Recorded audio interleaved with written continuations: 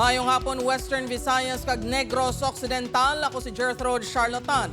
Slovak national nga babayi na sapuan nga patay sa sulod sang isa ka abandonado nga kapilya sa Boracay. Insidente ginatutukan na sang otoridad. Si John Sala nakatuto. Diri sa sulod sa abandonado nga kapilya sa barangay Balabag, Malay, Aklan, Isla sa Boracay nasapuan ng 23 anyos nga Slovak national.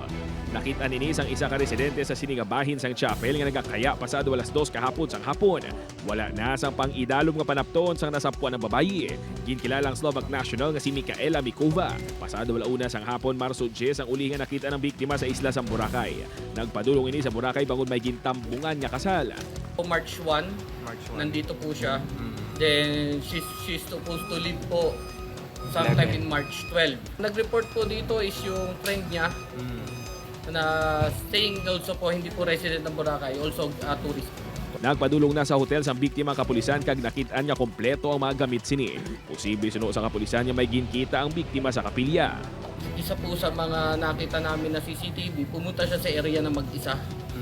So there's a possibility na meron siyang kausap, or there's also possibility na meron siyang katagpo. So yun po yung tinitingnan po natin. Napakigangutan na sa kapulisan ng pamilya sang biktima kang nagpasugot kay paidalom sa autopsy ang lawas sang biktima. May ara na nga 3 ka persons of interest ang kapulisan apang limitado pang detalye samtang nagapadayon ng investigasyon. Nagmando naman ang pamunuan sang Police Regional Office 6 nga tutukan sang Aklan PPO ang kaso sang personal nga nagpadulong si Police Brigadier General Jack Wangki sa Boracay subong adlaw.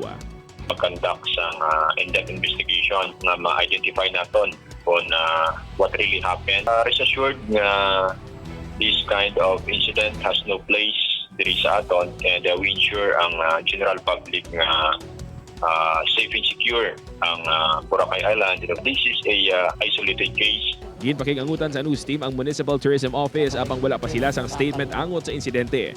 Wala man nagsabat sa tawag kag text ang alkalde sa banwasang Malay, Aklan. John Sala, One Western Visayas.